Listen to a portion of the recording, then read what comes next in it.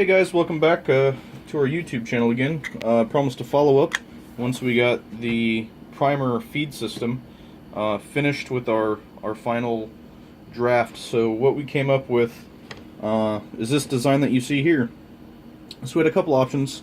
We ultimately went with a basic kind of miniature toggle switch. Went to Radio Shack, found this guy right here, SPST Sub Mini Switch.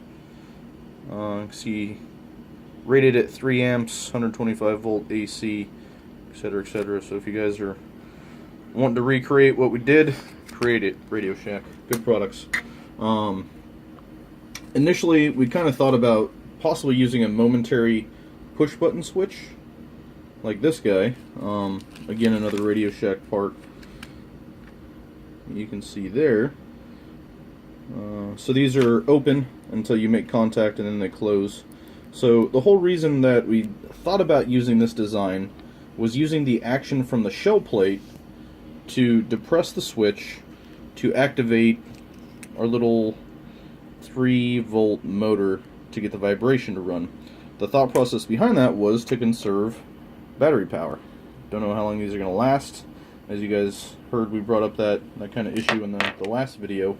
So we ran down a whole gamut of, pros and cons, speed in which to complete the project, parts, fabrication, etc., etc., etc. So a thought process using this switch here is that we would have to mount it somewhere on the press.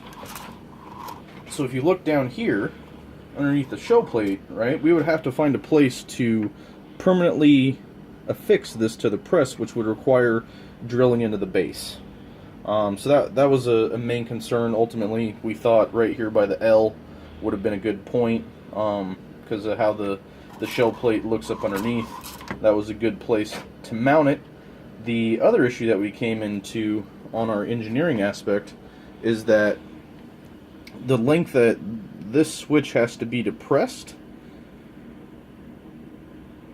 is way less movement than the distance that the shell plate has to operate when you're going on your priming stroke. So when you come down right here at this distance, you've already engaged the priming system. At that distance right there, you've already engaged the priming system. So for this to work, this would have to be mounted higher up than this. So the internals of the switch would have to have a longer spring for that to work in that design aspect. And that just, it wasn't there for us. I'm sure I could have found a different switch. I could have looked online, could have done some research, and probably could have got it to work. But that just didn't fit our goals for the project, which was low time, low materials, low cost. You guys will notice over the more videos, I kind of like to do projects myself. Keep the cost down, keep it simple, with that mentality. So we ultimately went with the design that you see here. Pretty much the same as it was last time. So if you guys are going to use the same battery box, the major thing that we did is normally the wires come out of this end of the box, out of this hole right here. How this opens is, so you got a little lever here, so you pull this back and you slide it out. With the size and type of switch that we went with, we couldn't mount it over here by these wires on this side. It wouldn't have worked, we would have had to route a wire around the box to the switch, route it back over here to the negative to take it back up to our motor. Again, that didn't really work out well with simplicity of design. It's more wires on the bench top to get caught up. So what I ended up doing was, you can see these two posts right here. These are individual plates. This is the side in which connects the positive and the negative. See if I can get some good light on there. So what I had to do was I removed these individual plates off of this side, or they were on this side, so I pulled them out, stuck them over here. So this side, this little piece of plastic right here in the middle was connected.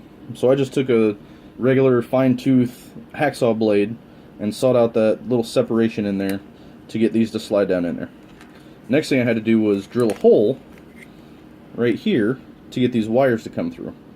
So once I did that, that allowed me to connect it to the switch, solder it on, take my rest of the wire, attach to the other post, solder it, and then run my wires. Once I got up to this side, I used heat shrink, did the red and the black individually, and then since these little motor wires are kind of thin, I put heat shrink tubing around both of the heat shrink on the other sides. And then before I did the heat shrink, I also soldered the wires up together, just as another precaution. And then went with our DC motor. At this point, still using the electrical tape. It's simple, it's cheap, it's effective, it works. The other positive to that is it helps keep powder and other things from getting down inside your tube. Last thing was mounting system. The switch is kind of hard to push, so instead of having to put your hand on top to operate the switch, or two-handed, drill a hole in it, so that way we can mount it straight to our movable base that we created in the other video. So location-wise, we went right here in this back corner, just to kind of keep it out of the way of the press, keeping it from up against the press. So I'll get the screw in, and we'll show you how it works from there. Okay. Alright, so we got our battery box down. You can see we only got the one screw in there. Doesn't really need to be two. This isn't going up against hurricane force winds or anything crazy like that. It's real simple. Pop your batteries in. The one thing I like about the battery box is kind of seals it from the top, so you can keep the powder out of it, and it comes with the little set screw, so that way you can really keep that lid down. We judged where we were going to place it based off of being able to use bench space in the plate. It just kind of made sense to have it back away from the edge of the bench and out of the way. So at this point, we got everything plugged in. We got our little motor hooked up on our electrical tape. Again, I found the best location is right above that elbow. Keep your tape nice and loose, so that way you're not cutting down on your vibrations. The more vibrations, the better. And that's pretty much it. So you come over here, flip the switch. You guys can hear that motor going. And as I come up with the camera, you can see those primers spinning in the primer feed.